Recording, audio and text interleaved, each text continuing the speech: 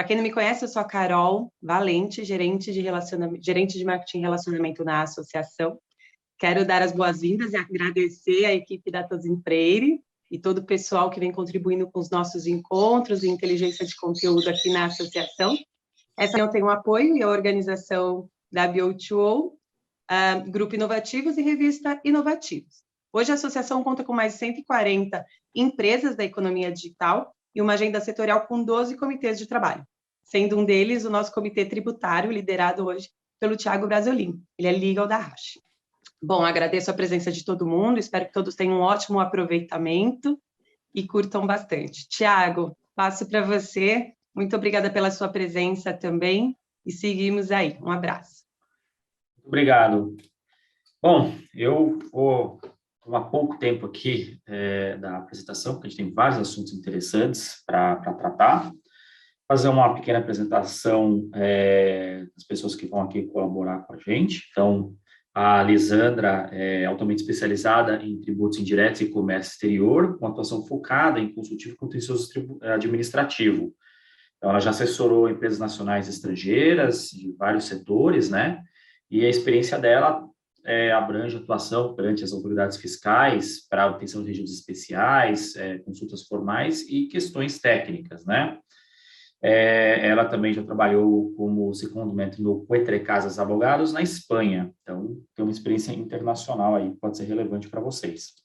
E o Ricardo Maito, ele atua há 18 anos na consultoria tributária e societária, né, com foco na tributação corporativa, operações de M&A e reorganizações societárias. Tem experiência em planejamento sucessório, tributação de operações internacionais e o contencioso administrativo e judicial.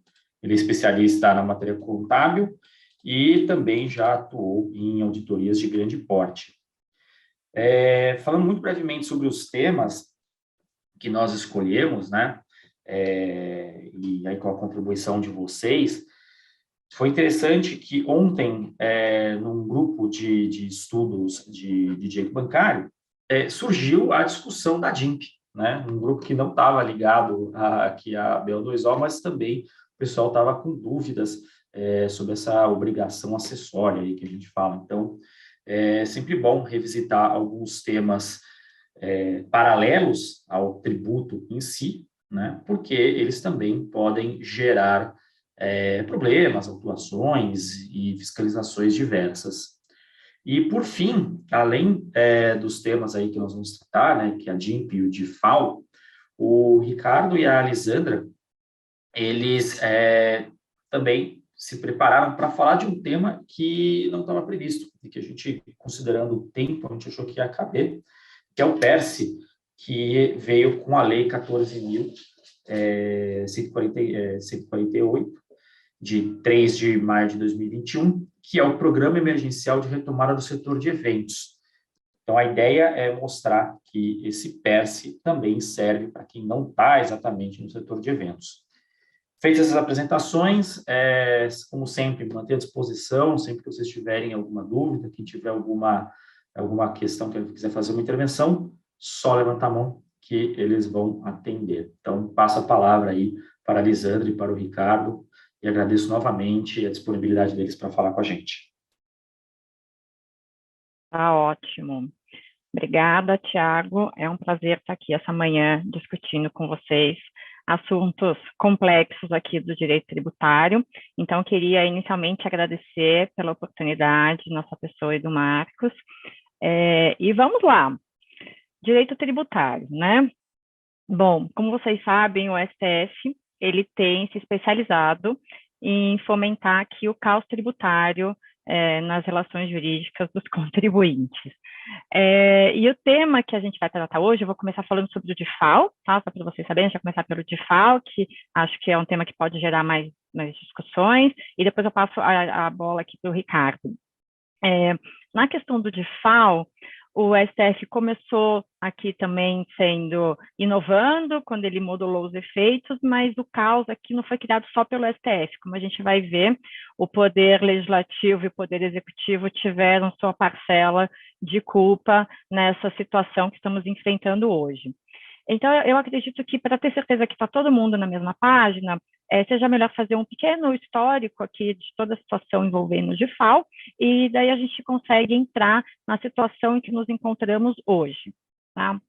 Então, voltando um pouquinho sobre o histórico, eu trouxe aqui até alguns poucos slides que eu vou puxar, às vezes, só para, enfim, dar uma informação para vocês se situarem, tá bom? Mas, entrando na questão histórica, né, de como chegamos até aqui, o que aconteceu?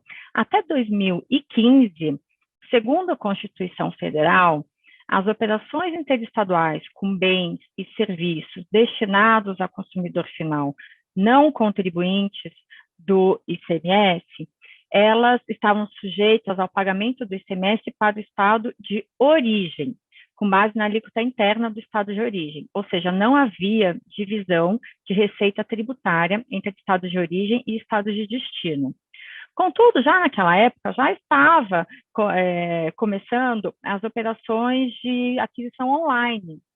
E isso começou já, isso, na verdade, desde 2011, os estados já se preocupavam com isso, tinham até criado um protocolo lá atrás para cobrança do ICMS na barreira, enfim, e isso culminou, então, em 2015, com a publicação da Emenda Constitucional 87, que alterou a Constituição Federal para prever uma repartição da receita tributária entre o estado de origem e o estado de destino, definindo, então, que essas operações estariam sujeitas ao ICMS, à alíquota interestadual, e para o estado de destino seria devida a diferença entre a sua alíquota interna e a alíquota interestadual. Contudo, essa emenda constitucional, ela não foi regulamentada por uma lei complementar à época. Ela foi regulamentada por meio de um convênio que foi publicado no âmbito do CONFAS, ou seja, os estados sentaram e decidiram como seria a regulamentação dessa cobrança de DIFAL, da divisão de receita entre eles. E foi publicado o convênio 93 de 2015. Tá? E esse convênio vigorou e os estados editaram suas próprias leis internas com base nesse convênio. Só que lá atrás, em 2015, a gente já sabia que esse convênio ele era inconstitucional, porque as matérias que ele regulamentou, como, por exemplo, a meu ver, a principal até a base de cálculo, é matéria destinada à lei complementar, é de competência da lei complementar. Então, muitas empresas entraram com ação judicial e tiveram também a DIS proposta contra este convênio. Pois bem, o julgamento dessa matéria, ele se deu só em 2021, de forma definitiva. E em 2021, ao analisar o convênio e a emenda constitucional, o Supremo Tribunal Federal entendeu realmente que a emenda constitucional criou uma nova relação jurídica tributária em relação às operações interestaduais com bens e serviços destinados a consumidores finais não contribuintes, tá? Então, decidiu-se que criou, sim, uma nova relação jurídica tributária que precisava ter sido regulamentada por meio de lei complementar. Contudo, ciente da perda de arrecadação que os estados teriam em função do DIFAL ser inconstitucional nos últimos anos e que ele havia sido cobrado, o STF decidiu modular os efeitos dessa decisão. E daí veio uma modulação totalmente inédita, porque ele modulou com efeitos prospectivos, ele modulou para o futuro, permitindo que mantivesse o DIFAL e que ele deixasse de existir apenas em 2022, se não viesse uma lei complementar disciplinando. Tá? Então, o que aconteceu? Começou uma corrida dos estados em discutir com as suas bases no Congresso para que fosse aprovada uma lei complementar até o final de 2021, para que ela tivesse vigência em 2022. Tá? A tramitação foi até relativamente rápida no Senado, mas ela não foi rápida assim na Câmara. E o que aconteceu foi que o projeto de lei 32 de 2021, ele só foi encaminhado para a sanção presidencial no meio final de dezembro de 2021. Se não me engano, foi por volta do dia 20 de dezembro de 2021. E o que aconteceu? O presidente sentou em cima, olha, parece até brincadeira quando a gente comenta, eu juro que, assim, o meu estagiário não ia ter me deixado perder esse prazo, assim, sabe? Parece brincadeira, mas o presidente não sancionou a lei complementar em 2021. A lei complementar foi sancionada no dia 4 de janeiro de 2022 e ela foi publicada no dia 5 de janeiro de 2022. E daí criou-se o caos, ou seja, aqui tivemos a cooperação de todos os poderes para a criação do caos. Por quê?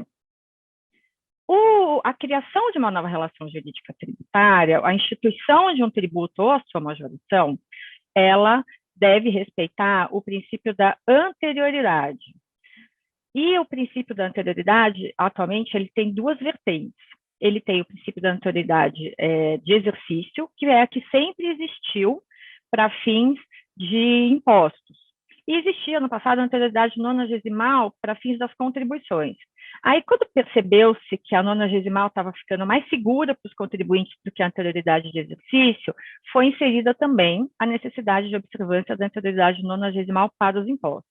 Então, segundo a Constituição, o que acontece? Quando há majoração ou instituição de um tributo, este tributo, dessa forma, só pode ser cobrado no ano seguinte, que é a anterioridade de exercício, anual ou plena, cada um chama de uma forma, porém também tem que ser respeitado minimamente 90 dias, que é a anterioridade nonagesimal.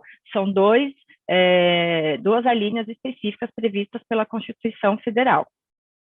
O que acontece? A Lei Complementar 190, quando ela foi publicada, ela fez menção expressa apenas à anterioridade nonagesimal. Porém, ela não falou simplesmente, essa lei vai entrar em vigor em 90 dias. Ela fez referência expressa ao inciso da Constituição, que fala da anterioridade nonagesimal. Só que esse dispositivo, ele traz consigo a reboque a anterioridade anual, porque ele fala que não poderá ser cobrado antes de decorridos 90 dias, respeitado o disposto na linha B, imediatamente anterior, que é, por sua vez, a anterioridade de exercício. Então, qual é a interpretação jurídica correta?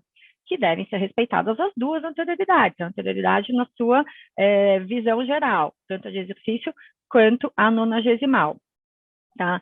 Só que começou uma disputa entre contribuintes e órgãos públicos, e os estados, em relação a quando poderia ser cobrado o DIFAL.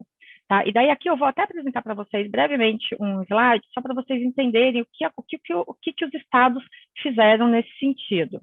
Tá? Vocês estão vendo a minha tela? Sim, estamos. Ótimo. Tá, então aqui foi o que eu comentei com vocês, uma breve linha do tempo, só não entrei aqui ainda o tema 1096 foi o que eu falei, que discutiu e definiu pela inconstitucionalidade do convênio, e eu vou tratar das leis estaduais. Por quê? O que aconteceu? Os estados também ficaram nervosos com a situação. Em dezembro eu estava nervosa, e os estados estavam nervosos. Todo dia a gente ficava atento, e aí, teve a sanção do presidente ou não teve a sanção do presidente? Os estados também, obviamente, porque era a sua receita tributária que estava em jogo. Então, muitos deles, o que eles fizeram? Editaram as suas próprias leis, com base no projeto de lei 32, que ele já estava lá, ele era público, então os estados tinham de onde tirar a regulamentação. E eles editaram. São Paulo, inclusive, foi pioneiro, editou logo em meados de dezembro. Mas tiveram alguns que foi no apagar das luzes de 2021, porque eles queriam garantir que, pelo menos, que a sua legislação interna estaria respeitando as anterioridades da anual e a nonagesimal. Minas Gerais não teve nem tempo de fazer isso e fez por meio de decreto mesmo, jogou para a plateia, jogou para ver se passa ou não. Então, esse foi o cenário. Os estados publicaram os seus atos normativos. Além disso, no começo de 2022, os estados começaram a se manifestar, alguns, porque nem todos se manifestaram, na verdade, dizendo quando cobrariam o DIFAL. E daí virou um samba do crioulo doido, tinham várias datas, porque cada um contou a sua anterioridade nonagesimal de uma forma, o estado da Bahia e do Piauí falaram, não tem que respeitar a anterioridade, porque eu já tinha lei, veio a lei complementar, eu já posso cobrar. Então, ficou realmente assim, uma confusão muito grande, e os estados obviamente, tentando cobrar e entendendo que já era devido ou respeitando minimamente a anterioridade nonagesimal. E daí passou o começo do ano, o que aconteceu? Muitas empresas, a gente teve muita procura aqui no escritório, querendo saber o que eu faço agora, tenho que pagar, não tenho que pagar, e infelizmente a resposta não era objetiva, não tem uma resposta única a esse respeito, porque aqui a gente está tratando de operações que envolvem barreira, e vocês devem ter experiências que, assim, a barreira é uma coisa de outro mundo, né? Não tem muita racionalidade ali. Se o fisco parar e segurar a sua mercadoria, muitas empresas pagam para liberar, outras discutem, enfim, tem várias situações. E daí o que aconteceu? Muitas empresas começaram a entrar com ações judiciais questionando a cobrança do GFAO em 2022 por conta dessa discussão da aplicação do princípio da anterioridade. Ao passo que outros decidiram pagar e seguir o que os estados estão fazendo, a maioria adotou a anterioridade nonagesimal, começando a cobrar em abril. Só que era uma decisão, é um aspecto, na verdade, que, assim, claro, você pode ter a sua solução na sua ação individual, mas que o Supremo deveria resolver isso em âmbito nacional. Por quê? Porque senão aqui a gente cria uma insegurança jurídica muito grande, porque uma mesma empresa, ela tem operações com todos os estados, Distrito Federal, então para cada estado ia ser uma situação diferente, então realmente é o caos na terra. E por conta disso, em fevereiro, a ABIMAQ ingressou com a primeira ação direta de inconstitucionalidade para pedir para o Supremo se posicionar em sede cautelar sobre a necessidade de aplicação não só da anterioridade nonagesimal, mas também da anterioridade de exercício. Na esteira dessa ADI da ABIMAQ, vieram outras também. Veio a ADI da Sindicer, que é o sindicato das distribuidoras de produtos siderúrgicos, veio também, e daí esse, obviamente, estava com o pedido em linha com o pedido da ADI da ABIMAQ, tá? Que não fosse cobrado de FAO em 2022. Além dele, também veio uma ADI do estado de Alagoas, diametralmente oposta, pedindo para que fosse aplicado o de FAO em 2022. Essas 3 ADIs, elas foram apenas, elas estão sendo julgadas em conjunto, e depois veio também mais uma ADI do estado do Ceará, com o mesmo pedido do estado de Alagoas. E elas estão todas sobre a relatoria do ministro Alexandre de Moraes. E como que o ministro se posicionou? Porque a gente também, né, começo do ano, todo mundo, e aí, vai sair a decisão liminar, não vai sair a decisão liminar, como que vai ficar essa situação? E ele decidiu não se posicionar em sede de liminar, e instituiu o rito simplificado, que simplificado, obviamente, a gente verifica que não tem nada, porque ele pediu para ouvir algumas partes e mandar depois o julgamento de mérito no tribunal. O que aconteceu nesse sentido? O presidente da República se posicionou, primeiro dizendo que existe uma ilegitimidade ativa aqui da ABIMAQ, mas no mérito que deveria ser respeitada a anterioridade de exercício, ou seja, só poderia cobrar em 2023. Da mesma forma se posicionou PGR e AGU. Tá? Só quem se posicionou em sentido contrário foi o Senado Federal. O Senado entendeu que não, que deveria ser cobrado em 2022, passados os 90 dias previstos na Lei Complementar 190. Eles não deram o braço a torcer. E daí aqui, né, só um parênteses voltando. A nosso ver, por que a Lei Complementar, no seu artigo 3º, só fala da anterioridade nonagesimal, só faz a remissão a este dispositivo constitucional? Porque todo mundo tinha a expectativa de que essa lei seria publicada em 2021. Então, se ela é publicada em 2021, não haveria que se falar em anterioridade anual, porque podia ser já 31 de dezembro, virou o ano, em janeiro, já poderia aplicar, respeitar a anterioridade nonagesimal, ou seja, 90 dias. Então, a nosso ver, essa foi a razão do porquê o artigo 3º foi redigido desta forma, tá? Mas o Senado não quis dar essa interpretação, entendeu que não, que tinha que seguir a literalidade do seu dispositivo que tratava da anterioridade nonagesimal.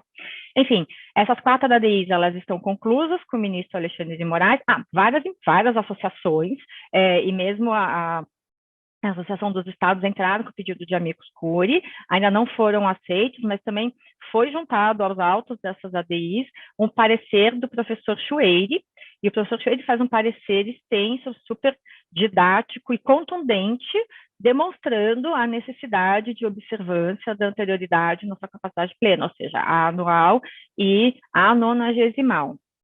Tá? Então, os autos estão conclusos, mas ainda não temos data do seu julgamento dessas ADIs. Tá? E na prática, o que aconteceu com as empresas nesse meio tempo? Né? Muitas delas entraram com ação judicial para questionar a legitimidade da cobrança do DIFAL em 2022. E o que aconteceu? Logo no início, que essas ações foram sendo propostas, saíram liminares favoráveis aos contribuintes, o que só aumentou a ansiedade e nervosismo por parte dos estados, e isso fez com que os presidentes dos tribunais, eu vou até colocar aqui também esse dado para vocês, se posicionassem pela cassação, pela suspensão de diversas liminares. Daí começou um show de presidentes dos tribunais de justiça determinando a suspensão das liminares. O do Mato Grosso foi assim, foi o mais emblemático. Em uma canetada foram 100 liminares que foram suspensas, tá? Mas o que isso significa na prática? É importante, só para não ter um efeito alarmista aqui. A suspensão dessas liminares, ela não significa que o jogo está perdido. Significa só que, enfim, os presidentes dos tribunais de justiça decidiram se posicionar de uma forma mais política do que jurídica e suspenderam essas liminares para que não tivesse um efeito adverso muito grande em termos de arrecadação para os estados, tá? Mas é importante mencionar, e eu fiz uma pesquisa recente, até para poder passar para vocês informações atualizadas, aqui no TJ de São Paulo, tá? E no TJ de São Paulo, nós temos, sim, em sede de apelação até, porque tiveram casos, isso foi uma agilidade muito grande, tiveram casos que já foram julgados em primeira instância e segunda instância, nós temos casos favoráveis e desfavoráveis. É verdade, os casos desfavoráveis, eles estão em maior quantidade. Mas, recentemente, só no mês de maio, nós identificamos decisões em sede de apelação favoráveis a contribuintes pela não cobrança do DIFAL em 2022. Tá? Então, assim, essa discussão, ela vai acabar sendo decidida não pelos tribunais de justiça, mas sim pelo STF. Mas aqui, o que a gente tem que pensar, né? Então, a situação que a gente está hoje é essa. Muitas empresas entraram com ação, foi uma enxurrada de ação no país, né, em todos os tribunais. Muitas delas tiveram sua liminar cassada, sim, mas outras já tiveram decisões de mérito, favoráveis e desfavoráveis na primeira instância, e da mesma forma em segunda instância, favoráveis e desfavoráveis. Mas todos os casos vão acabar subindo mesmo para a discussão, decisão do STF. Tá? Então, o que nós temos agora? Hoje já estamos em maio, então as empresas que não entraram com ação já estão pagando o DIFAL normalmente, porque os estados estão cobrando. Caso tenha alguma empresa que ainda tenha interesse em discutir a questão da aplicação do DIFAL em 2022, a nossa recomendação é que considere seriamente entrar com uma ação judicial. Por quê? Como a gente já viu na primeira decisão que o Supremo proferiu em termos de aplicação de cobrança do DIFAL, ele deu uma decisão de modulação de efeitos política, ou seja, ele se posicionou que, apesar de inconstitucional o convênio, a inconstitucionalidade ela seria aplicada a partir de 2022, para garantir que os estados tivessem tempo suficiente para regularizar e constitucionalizar essa cobrança do DIFAL. Então, aqui existe, sim, um temor de que essas ADIs também venham a ter uma decisão, um posicionamento mais político, no sentido de vir uma nova modulação de efeitos. Tá? Juridicamente, nós entendemos que o STF deveria se posicionar pela aplicação da anterioridade nonagesimal e de exercício. No entanto, com essa comoção toda e o posicionamento muito forte dos estados contrariamente, porque são milhões que a gente está falando aqui no âmbito Brasil, se vocês forem pensar. Então, tem o risco, sim, de ter uma decisão política. Contudo, nessas decisões, mesmo nas modulações, é sempre feita ressalva para aquelas empresas que ingressaram com as suas ações judiciais.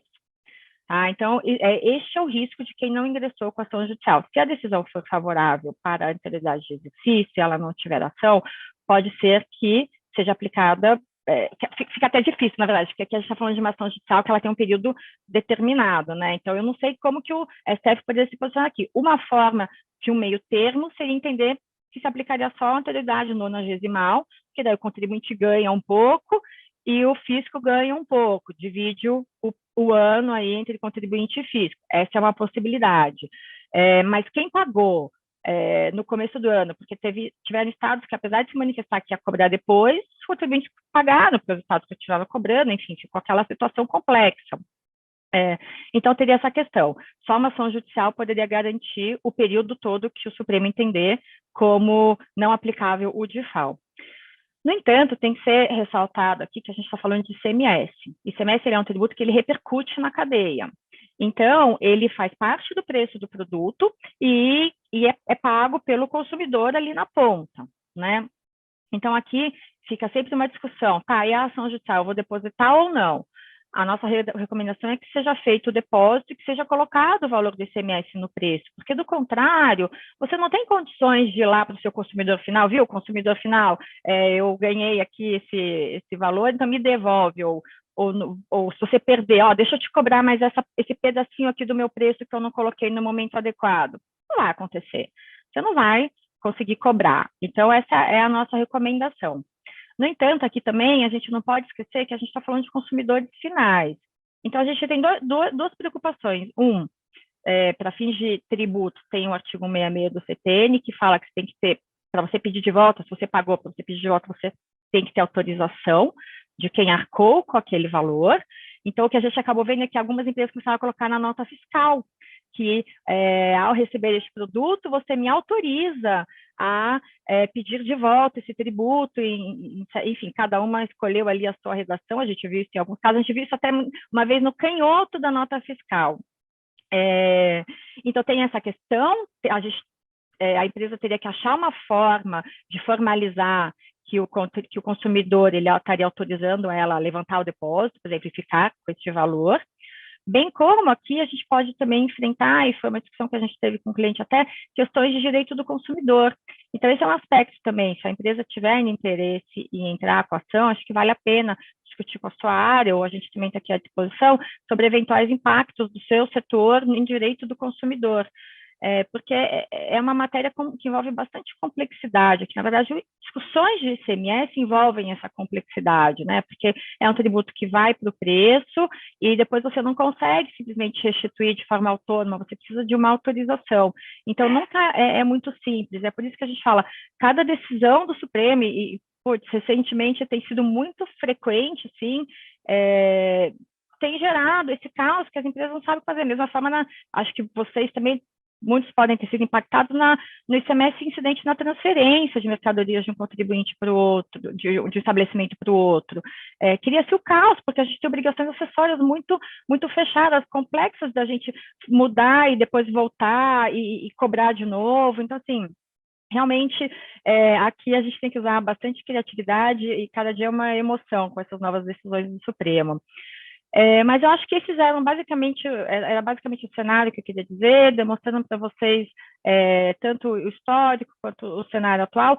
Só um ponto que eu não comentei, que é o seguinte, por que os estados entendem que eles poderiam já cobrar? Teve um tema que foi julgado, que é o 1094. Esse tema que a gente está tratando aqui, do DIFAL, é o 1093. Mas o Supremo já se manifestou num outro caso, que é o 1094, no sentido de convalidar uma lei de um Estado que foi publicada antes da lei complementar, do ICMS devido na importação, antes da lei complementar ser publicada. E o entendimento do STF ali foi que, assim que publicou a lei, a lei complementar, a lei do Estado de São Paulo poderia passar a vigir. Então, o que acontece? Os estados estão usando este paradigma aqui nessa discussão para falar, olha, a nossa lei, e até, enfim, o posicionamento até do Toffoli, no caso da 1093, ele também fez referência a esse precedente para outra finalidade, mas, enfim, para dizer assim, não é que as leis são inconstitucionais, mas elas dependem de uma lei complementar para terem fundamento de validade. É que lá no outro caso não tinha essa discussão da anterioridade. Aqui, a gente entende também que as discussões são diferentes, e é o que as ADIs e os amicus curiae defendem também, a não aplicação daquele precedente ao caso concreto, mas é nele que os estados têm se amparado para pleitear a aplicação do DIFAL ainda em 2022. Então, a gente está aqui aguardando com ansiedade a inclusão desse processo em pauta e como que o Supremo vai sair dessa saia justa para resolver o problema causado, principalmente agora no final, na linha final, pelo Poder Executivo, que não sancionou a lei complementar a tempo de aplicação das anterioridades. Acho que esses eram os meus principais comentários. Eu fico à disposição, se alguém quiser tirar alguma dúvida e discutir um pouquinho. Obrigada.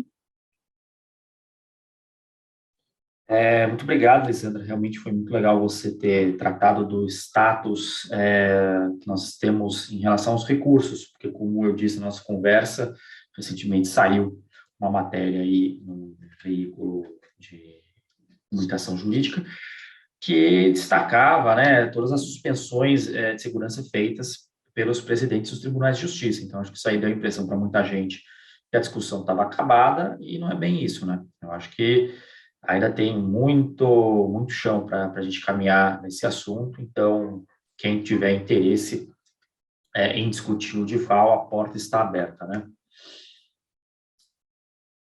Sim, com certeza. Claro, as decisões, até por conta do posicionamento do presidente de vários tribunais de justiça, acho que foram uns 14 tribunais de justiça que suspenderam as liminares, mas não foram todos também. Tá? Isso é importante que se diga também. É que eles, de uma batelada só, suspenderam um monte de liminar. Então, o juiz até fica mais receoso de dar uma decisão contrária a essa suspensão de liminar. Mas mesmo no tribunal, vimos desembargadores dando decisão contrariamente a esse posicionamento, porque era uma decisão jurídica e não política. E muitos seguiram. Mas é isso, a decisão está longe de ser acabada ainda e ela vai ser definida pelo STF. Muito obrigado. Bom, se alguém tiver alguma dúvida, por favor, me interrompa, mas para a gente aproveitar bem o tempo, se a gente já puder passar para o assunto da DIMP, eu acho que seria interessante. Então, passo a palavra aí, obrigado.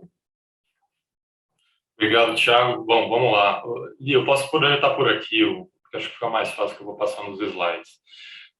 Thiago, em primeiro lugar, gostaria de agradecer, enfim, dar bom dia a todos, obviamente, agradecer o convite da OPTIO, é um prazer sempre colaborar com vocês aí nas discussões. Deixa eu projetar aqui alguns slides que eu preparei para falar de DIMP e PS.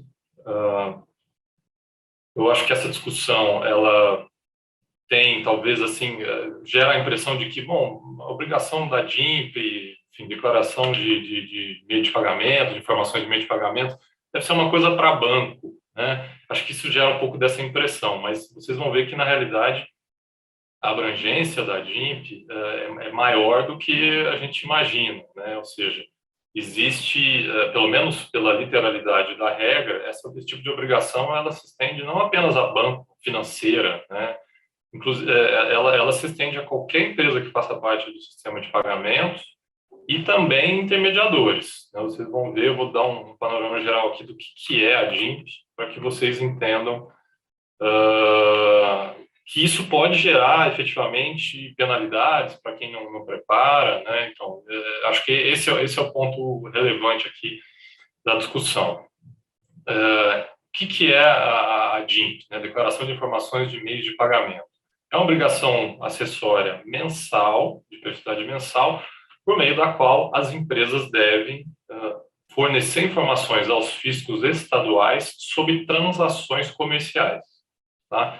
Então, é uma obrigação por meio da qual as empresas prestam informações sobre transações que elas coordenam ou intermediam e o objetivo principal da prestação dessas informações é propiciar ao fisco dados e, claro, a questão de fundo, naturalmente, é os fiscos estaduais terem conhecimento sobre as transações que estão sendo realizadas com um intuito, em última instância, de fiscalização, de identificação de recolhimento ou não de tributos, com foco especialmente no ICMS, afinal de contas, são os fiscos estaduais que são os destinatários dessa obrigação.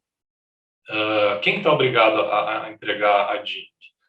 São instituições financeiras e de pagamento, integrantes ou não do Sistema Brasileiro de Pagamento. Então, além dos bancos em si, né, qualquer meio de pagamento, seja ou não integrante do SPB, administradoras, facilitadores, arranjos de pagamentos, instituições, esses são aqueles abrangidos desde o começo, digamos assim, desde que se começou a discutir a instituição da DINP. E aí, mais recentemente, houve uma ampliação do escopo, né? Essa obrigação também foi estendida para os intermediadores. Então, agenciadores, plataformas de delivery, marketplace similar, todos os intermediadores também precisam entregar a DINP, tá? É isso que diz a regra. E é claro que isso gera uma série de discussões. Muitas empresas não têm tanta clareza sobre a necessidade de entregar a DINP. Existem também hipóteses em que você pode atribuir a um parceiro a obrigação de entregar as suas informações. Então, é por isso que ainda existe uma falta de clareza, uma certa um campo grande de dúvidas em relação à DINP, tá? Mas o fato é, essa obrigação existe, ela tem que ser entregue mensalmente. O setor financeiro já incorporou há muito tempo esse tipo de obrigação, mas existe um campo aí grande de empresas que ainda não estão atendendo esse requisito, tá? Basicamente, o que você precisa prestar de informação, enfim, valor de transação, as partes envolvidas, data, enfim, são aquelas informações básicas. Existe um manual que define de forma bastante específica o tipo de informação que tem que ser prestado. E o foco, como está aqui no slide, as operações abrangidas são transações com cartão de débito, crédito, private label, transferência de recursos, transações eletrônicas, sistema de pagamento instantâneo, PIX, realizados por empresas ou pessoas jurídicas. Ou seja, qualquer tipo de transação, basicamente, qualquer tipo de transação realizada com intermediação de banco ou meio de pagamento, vai ensejar a necessidade de prestação da informação por meio da DINP. Então, a empresa que faz a coordenação ou a intermediação dessa transação, ela está obrigada a entregar a DINP, tá? E vocês devem estar se perguntando, tudo bem, e se eu não entregar, qual é a penalidade? Né?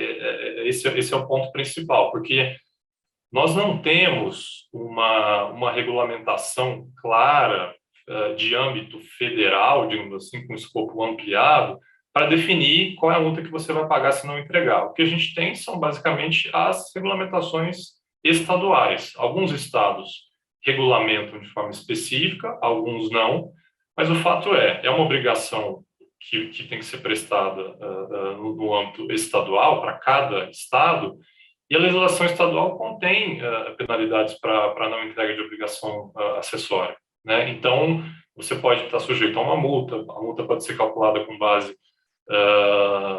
numa fração do valor da transação envolvida, mas no atraso, né, se você demorou para entregar, pode ser. Você tem vários critérios nas legislações estaduais sobre a imposição de penalidade pela falta de entrega de obrigação acessória. Vocês me perguntaram, existe uma regra específica para dizer não entregou a DINP, essa é a multa? Não, mas as legislações estaduais contêm penalidades, muitas vezes genéricas, para contribuintes que não prestam, não cumprem as obrigações acessórias, como no caso da DINP, tá? Existe, como eu tinha mencionado, existe alguma falta de clareza sobre a abrangência, porque, afinal de contas, a DINP é uma obrigação que você tem que prestar para cada unidade da federação, para o fisco estadual.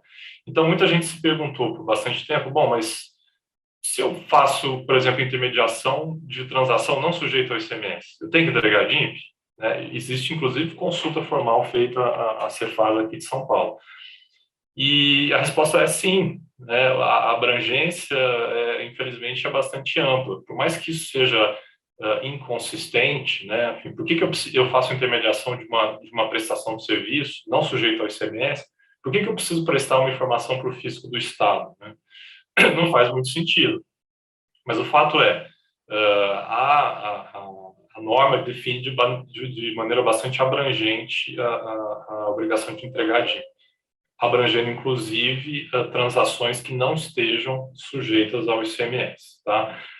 Se vocês tiverem curiosidade de olhar o manual, eu fiz referência aqui ao manual, tem um link com o manual no site da Confas, que especifica de maneira mais detalhada como é que tem que ser preparado o arquivo que você vai submeter. E ali está colocado de maneira bastante clara, por exemplo, intermediadores que façam intermediação de transação não sujeita ao ICMS também tem que entregar a DIMP. Tá? Isso está bastante claro lá. Se não estava no passado, agora está claro. Outra questão que é também complexa, né? Pô, eu faço intermediação de transações no estado de São Paulo, por exemplo. Ou eu atuo em meio de pagamento com clientes no estado de São Paulo. Eu preciso entregar a DIMP do Amazonas? Sim, preciso entregar. É o que diz o manual, é o que diz a regra. Ainda que seja uma DIMP zerada, com informações zeradas. As empresas precisam entregar 27 arquivos, né, para 27 estados da federação, ainda que sejam zerados ou com informações pontuais. Mas, em tese, é essa obrigação.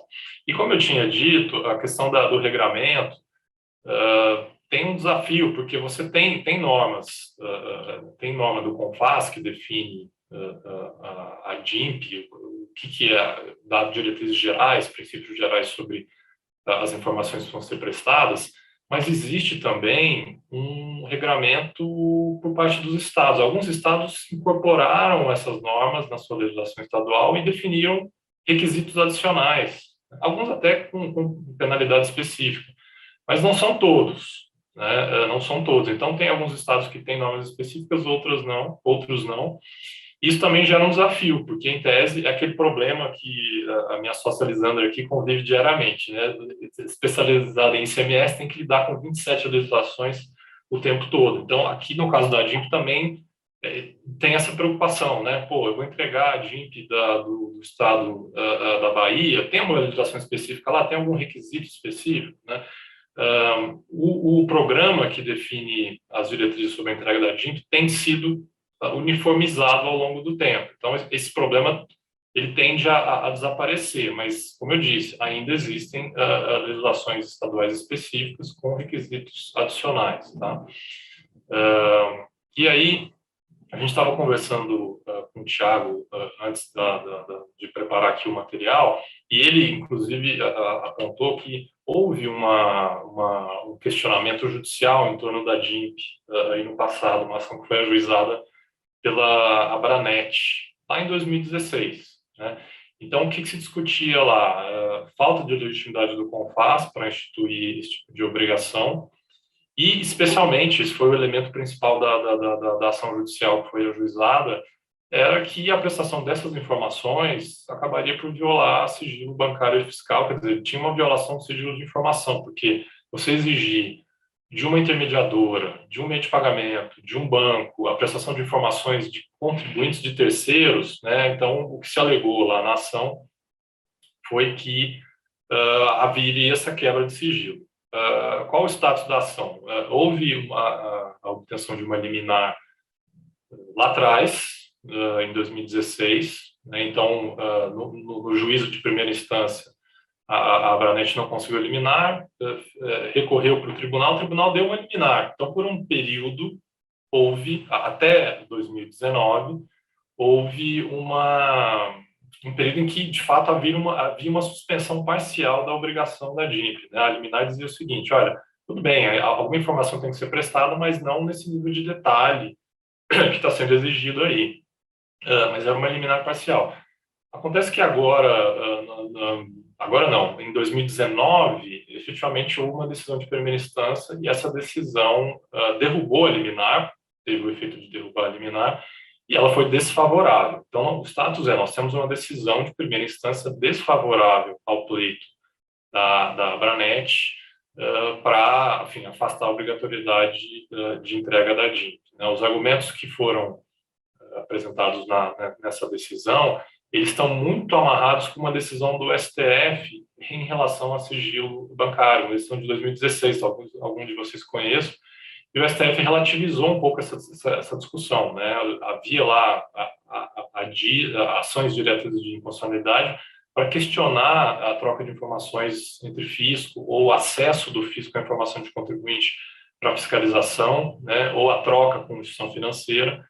E o que o STF definiu você precisa relativizar, por um lado, o dever de fiscalizar e tributar do fisco e o sigilo do contribuinte. Quer dizer, o sigilo do contribuinte, do cidadão, não é absoluto, né? Você também tem que respeitar a prerrogativa do Estado de fiscalizar o contribuinte. Então, essa discussão, enfim, ela está em primeira instância, pode ser que ela tenha alguma reversão aí em tribunal e etc. Mas, por hora, quer dizer, nós não temos nenhuma medida judicial que suspenda a obrigação de entrega da DIMP.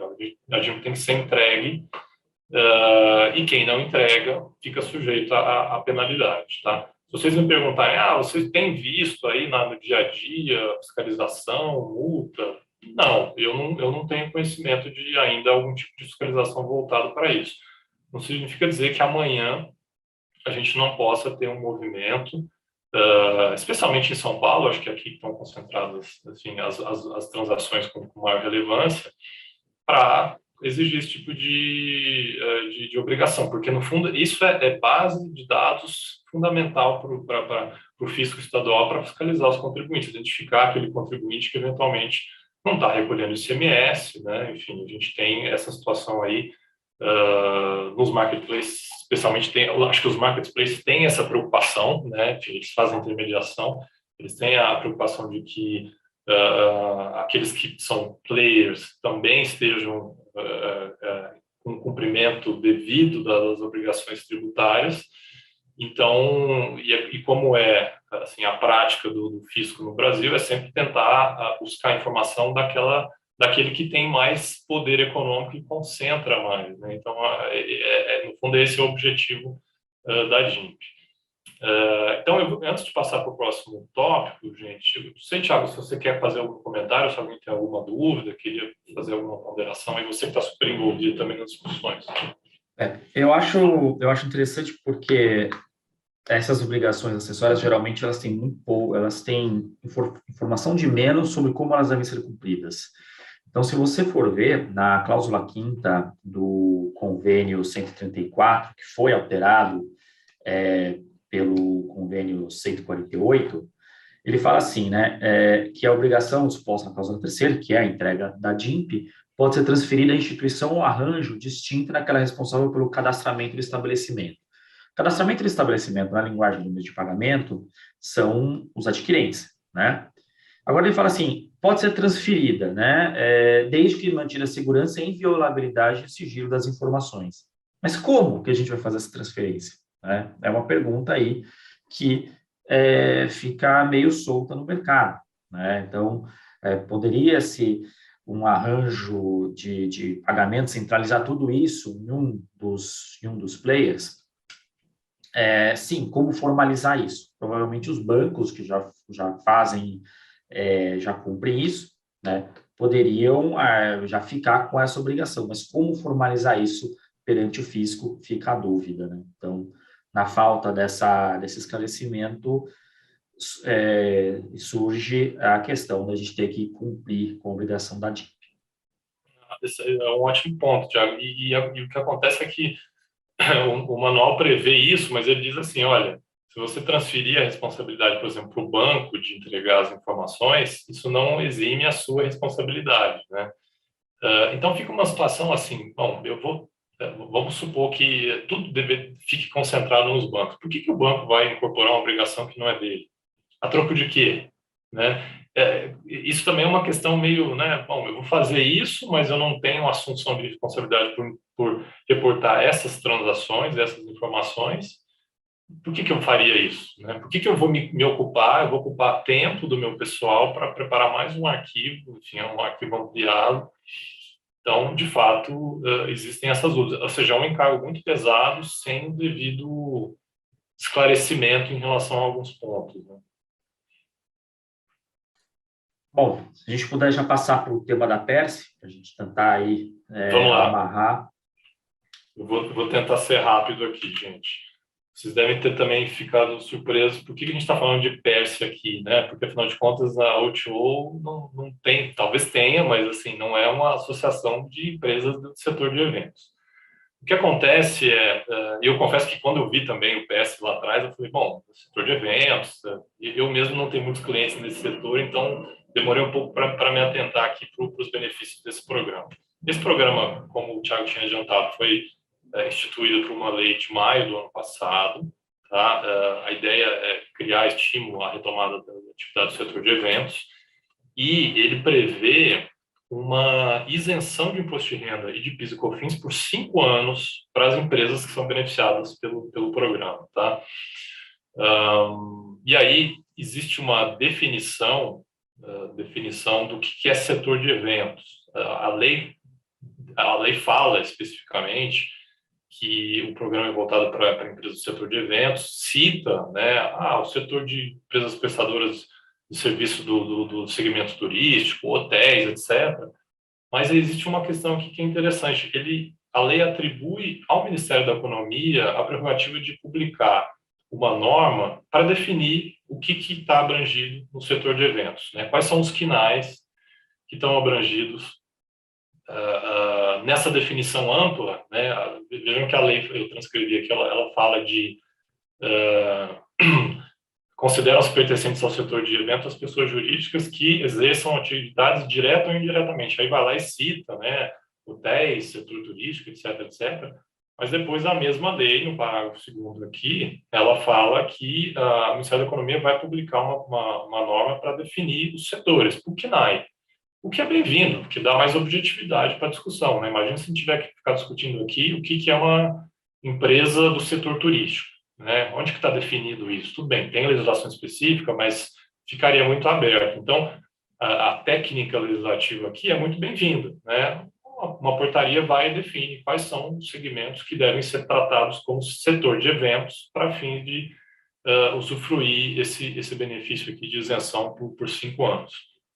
E a nossa surpresa, muito bem-vinda, é que a portaria que foi publicada no ano passado, ela tem um rol muito mais amplo do que a gente imaginava, tá?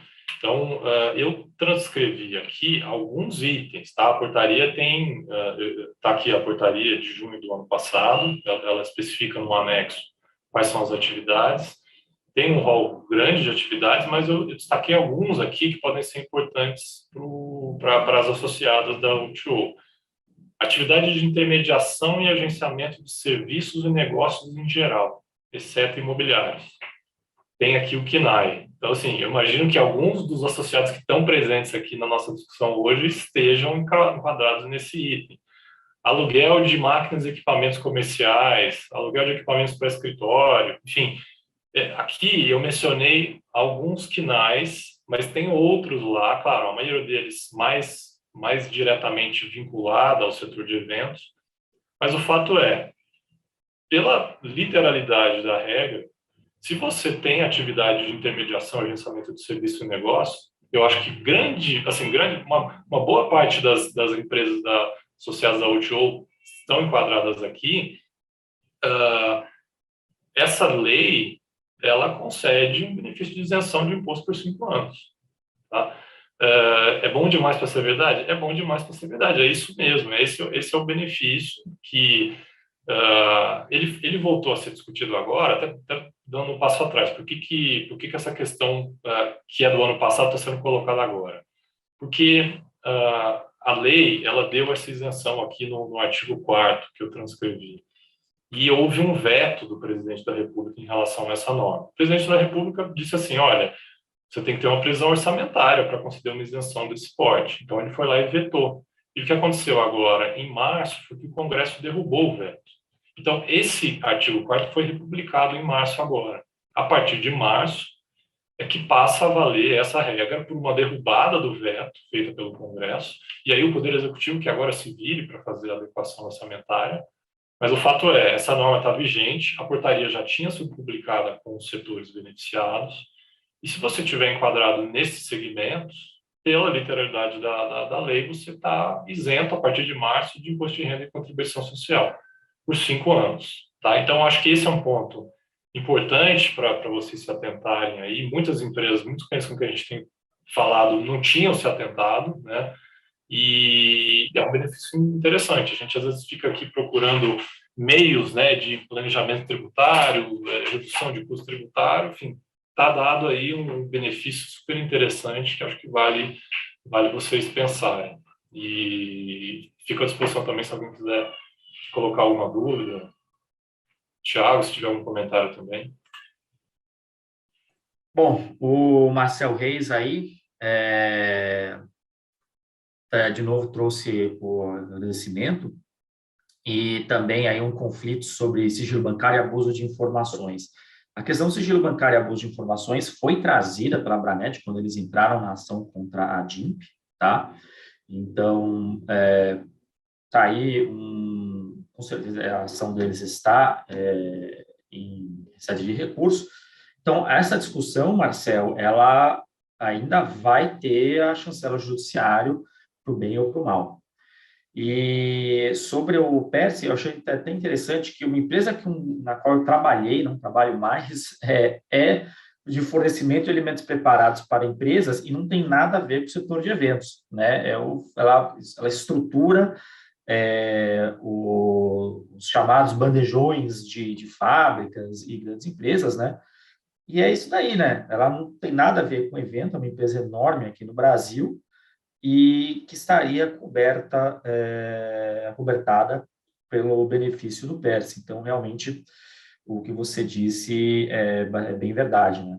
Quando eles colocam o CNAE, você tem uma questão aí binária, você está dentro, você está fora, e tem muita gente que está dentro e que não é de eventos. Então, acabou ficando bem interessante. Agradeço muito a gente ter conseguido encaixar isso aqui no nosso seminário.